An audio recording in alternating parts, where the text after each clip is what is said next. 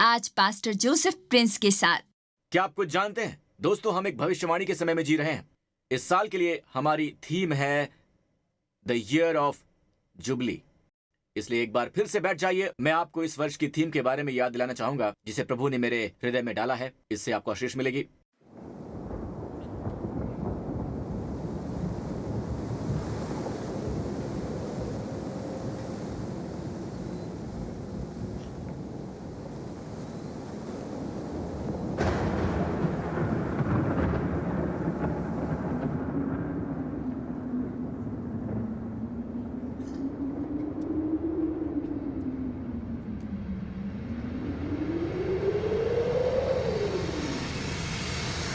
Finished!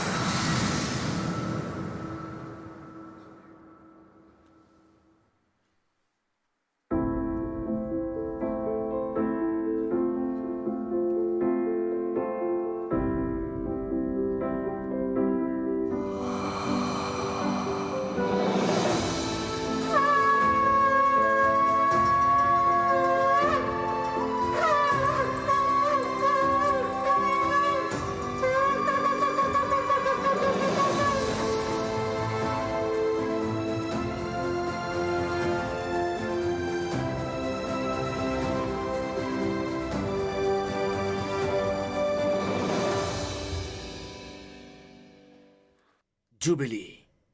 आमीन। अब याद रखिए, ये जुबली संसार के लिए नहीं है।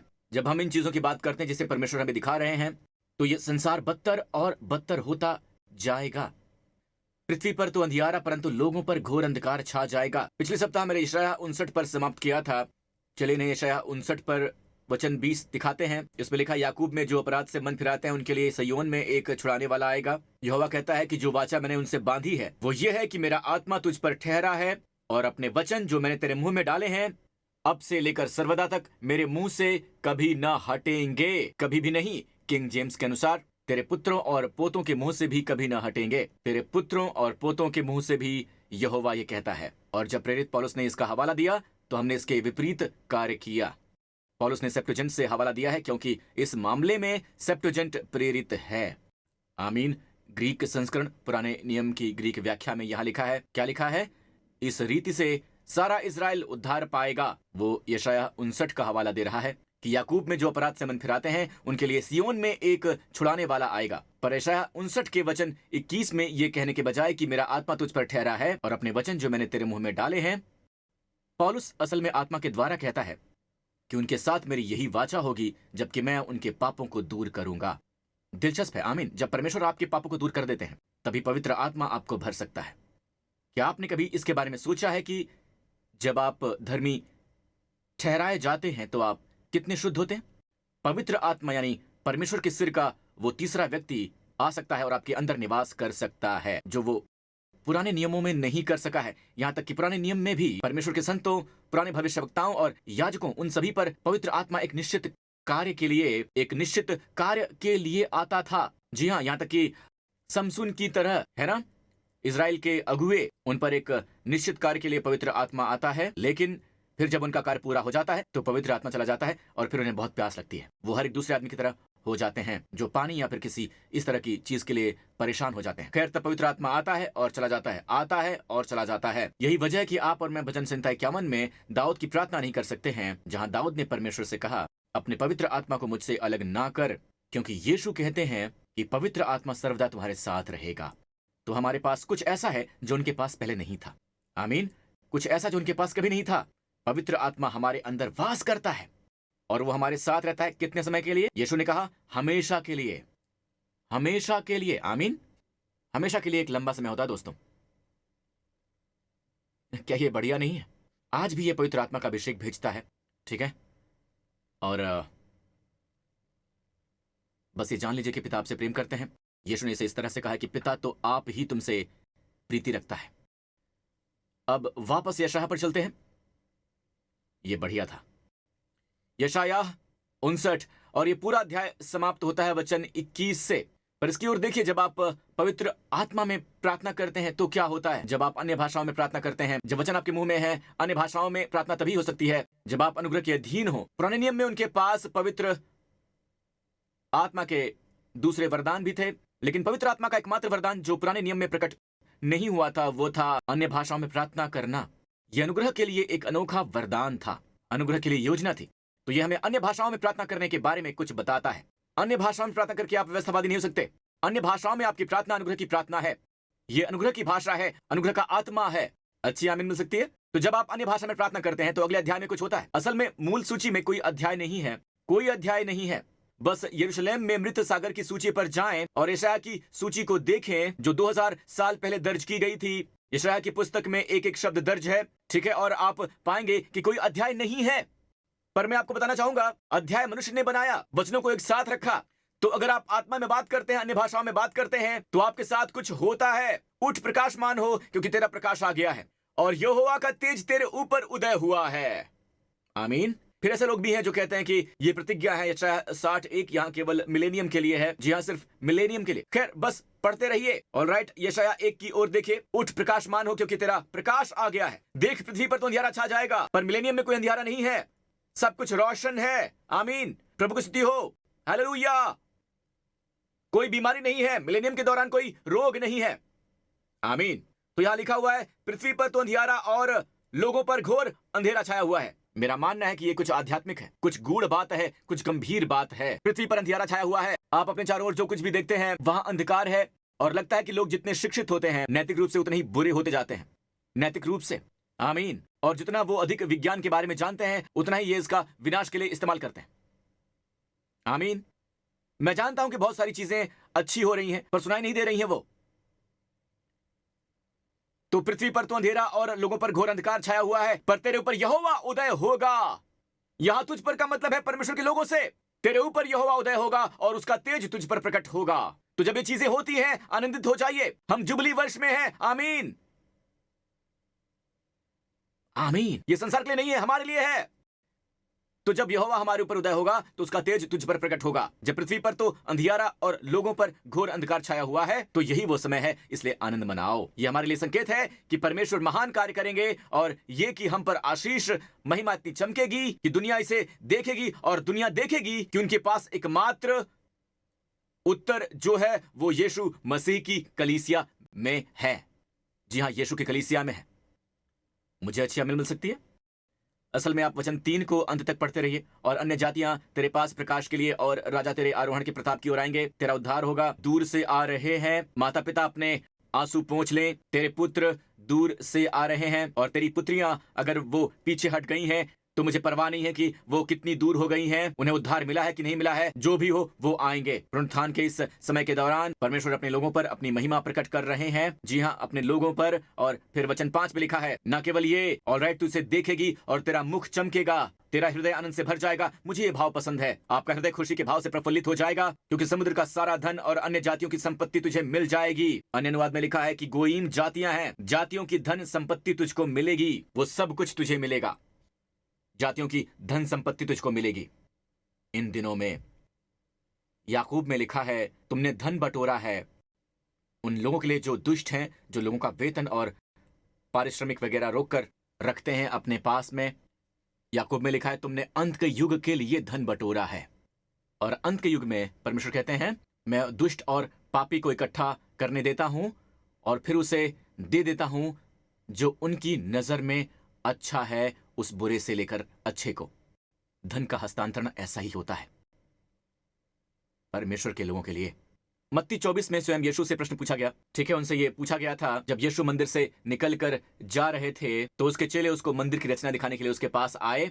और ये हमारे प्रभु यीशु मसीह के सबसे लंबे उपदेशों में से एक है। और फिर भी हम सोचते हैं, हम पर निर्भर करता है कि हम बाइबल की भविष्यवाणी पर विश्वास करते हैं या नहीं करते हैं। ये पहाड़ी उपदेश के अलावा सबसे लंबे उपदेशों में से एक था। मैं इसे इस तरह से कहना चाहूंगा, ये किसी प्रश्न के सबसे लंबे उत्तरों में से एक था। प्रभु सचमुच चाहते होंगे कि हम इसे जानें। तो प्रश्न पूछा गया, यीशु ने उनसे कहा, क्या तुम ये सब नहीं देखते? मैं तुमसे सच कहता हूं, यहां पत्थर पर पत्थर भी न छूटेगा जो ढाया न जाएगा, एक पत्थर न बचेगा। और जब वो जैतून के पहाड़ पर बैठा था तो चेलों ने अलग होकर उसके पास आकर कहा, बता हमसे कि ये बातें आखिर कब होंगी। ऑलराइट, और तेरे आने का और जगत के अंत का चिन्ह क्या होगा? 3 प्रश्न। ये बातें कब होंगी? पत्थर कब ढाए जाएंगे? यानी मंदिर। नंबर 2, तेरे आने का और जगत के अंत का क्या चिन्ह होगा। ये रैप्चर के बारे में नहीं है, उन्हें रैप्चर के बारे में नहीं पता है। रैप्चर का पहली बार जिक्र इस सप्ताह के अंत तक किया जाएगा। यीशु को क्रूस पर चढ़ा जाने से पहले, बाय द वे, ये आखिरी सप्ताह है। सप्ताह के अंत में वो सिय्योन पर्वत पर होंगे, यानी सिय्योन की सबसे ऊंची चोटी पर। ऊपरी टारी वहां की टाइपोलॉजी दिखाने के लिए बहुत ही सुंदर है। ऑलराइट, और फिर यीशु उनसे कहेंगे, मेरे पिता के घर में बहुत से रहने के स्थान हैं, मैं तुम्हारे लिए जगह तैयार कराने जाऊंगा, और जब मैं वो तैयार कर लूंगा तो फिर आकर तुम्हें अपने यहां ले जाऊंगा, कि जहां मैं हूं वहां पर तुम भी रहो। यही रैप्चर है। फिर परमेश्वर ने पौलुस को दिखाया, देखो मैं तुमसे भेद की बात करता हूं कि हम सब तो नहीं सोएंगे, हम सब तो नहीं मरेंगे, परंतु सब बदल जाएंगे। और ये पल भर में होगा, पलक झपकते ही होगा। ये पलक झपकते ही क्षण भर में हो जाएगा। ये सब बदल जाएंगे और नाशमान देह अविनाश को पहन लेगी। जी हाँ, अविनाश को पहन लेगी। आमीन। आप लोग सुन रहे हैं? और फिर यीशु कहते हैं, अब प्रश्न पूछा जाता है कि ये बातें कब होंगी? तेरे आने का चिन्ह क्या होगा? ये दूसरा आगमन है, ना कि रैप्चर। रैप्चर में वो अपनी दुल्हन के लिए आते हैं, आमीन, पर उनका दूसरा आगमन इजराइल के लिए है, इजराइल की जाति के लिए। वो बहुत कुछ सहेंगे, इसलिए वो पहले प्रश्न का उत्तर पहले देंगे, आमीन। और फिर ये बातें कब होंगी वो उन्हें बताएंगे कि सावधान रहो, कोई तुम्हें भरमाने ना पाए, क्योंकि बहुत से मेरे नाम से आकर कहेंगे कि मैं ही मसीह हूं, और बहुतों को भरमाएंगे। और फिर कहते हैं कि तुम लड़ाइयों और लड़ाइयों की चर्चा सुनोगे। क्या हम वो सुन रहे हैं? आमीन। वो हमारे समय के बारे में बात कर रहे हैं। और फिर वो वचन 9 से आगे वो उन यहूदियों से बात कर रहे हैं जो हमारे रैप्चर के बाद जीवित रहेंगे। आमीन। तुम्हें कहने के भाव से हम ये जानते हैं कि ये यहूदियों के लिए है, क्योंकि बहुत से लोग घबरा जाते हैं जब वो इन सब चीजों को देखते हैं, क्योंकि वो सोचते हैं कि वो मसीहियों से बात कर रहा है।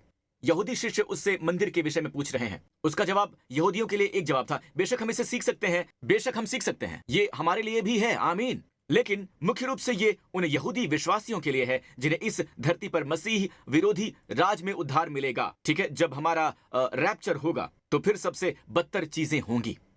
क्या आप सुन रहे हैं? इसलिए यीशु जब हमारे समय की बात करते हैं, तुम लड़ाइयों और लड़ाइयों की अफवाहें सुनोगे, देखो तुम घबरा मत जाना। वो कहते हैं जब संसार में ऐसी बातें हो तो घबरा मत जाना। असल में जब पृथ्वी पर अंधकार हो जाए तो घबरा मत जाना। जब संसार में ऐसी चीजें हो तो फिर घबराना मत, बल्कि खुश होने की वजह ढूंढ लेना।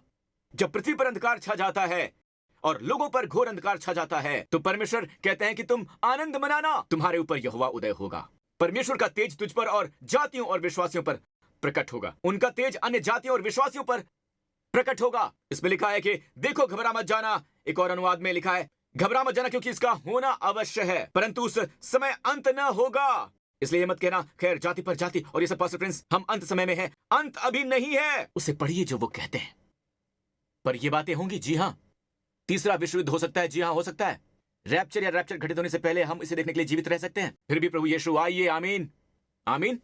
क्योंकि जाति पर जाति और राज्य पर राज्य चढ़ाई करेगा और जगह जगह अकाल पड़ेंगे, महामारी आएगी और भूंडोल होंगे। ये सब बातें पीड़ाओं का आरंभ होंगी, पर ये अंत का समय नहीं है, ये तो आरंभ है। जी हाँ, ये आरंभ है। हम ये चीजें देख सकते हैं और हम असल में देख भी रहे हैं। जी हाँ, आमीन। हम अंत की ओर बढ़ रहे हैं दोस्तों। और ये शब्द पीड़ा यहाँ पर पीड़ाओं का आरंभ है। ग्रीक में ये शब्द है प्रसव पीड़ा, पीड़ा से गुजर रही एक महिला का दर्द। मैं इस शब्द का इस्तेमाल नहीं करना चाहता था क्योंकि महिलाओं को श्राप से छुटकारा मिल जाता है, आमीन। महिलाओं को दर्द और श्राप से छुटकारा मिल जाता है, आमीन। उन्हें दर्द और श्राप से छुटकारा मिल जाता है। संतान ना पैदा करना ही अभिशाप है। हे, आदम के पतन से बहुत पहले परमेश्वर ने कहा था कि फलो फूलो और बढ़ो। अभिशाप था पीड़ा में तुम संतान उत्पन्न करोगे, यह शाप था। परंतु मसीह ने क्रूस पर शाप को अपने ऊपर ले लिया, तो जन्म देने की पीड़ा से महिलाओं को छुटकारा मिल जाता है। परमेश्वर पर विश्वास कीजिए, आमीन। यीशु के नाम पर इसे ग्रहण कीजिए। तो ये सब पीड़ाओं का आरंभ है, जन्म प्रसव पीड़ा। और असल में जो वो कह रहे हैं वो ये है कि जब आप इन्हें होते देखेंगे तो फिर एक नई दुनिया आएगी, आमीन, जहां सूरज बरसेगा। लेकिन ये और बदतर और बदतर और बदतर होता जाएगा। पर सबसे बदतर घटित होने से पहले इसे 7वां दिन कहा जाता है। परमेश्वर के क्रोध का दिन 7 साल का है। हम आसपास भी नहीं रह सकते क्योंकि हम क्रोध के लिए नहीं ठहराए गए हैं, बाइबल कहती है। पर इसलिए ठहराए गए हैं कि हम अपने प्रभु यीशु मसीह के द्वारा उद्धार प्राप्त करें, जो परमेश्वर के क्रोध का दिन है। तो हमारा रैप्चर हो गया है। तो अगर आप मिड ट्राइब में विश्वास करते हैं, आप पोस्ट ट्राइब में विश्वास करते हैं, तो मैं पहली ट्रेन पकड़ रहा हूं, आमीन। आप लोगों के बारे में क्या, आमीन। हम इसी की तलाश कर रहे हैं। तो अब प्रसव पीड़ा शुरू हो गई है। और जहां तक मैं समझता हूं, महिलाएं मुझे बताएं सही है कि नहीं, क्योंकि जब बच्चा पैदा होने वाला होता है तो दबाव निकट और निकट और निकट होता जाता है, निकट और निकट।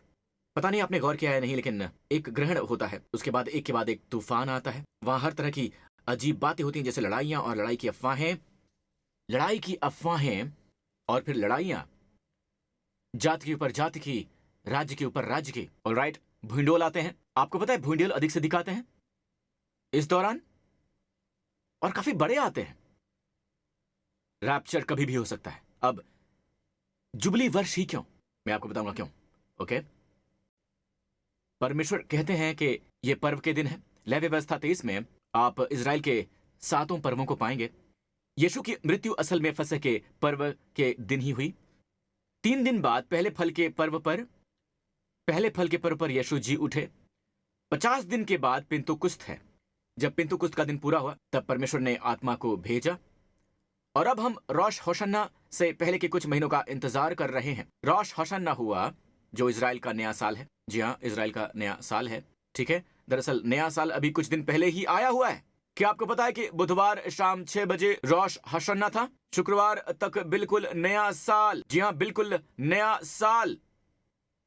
शुक्रवार शाम 6 बजे तक रोश होशन्ना है।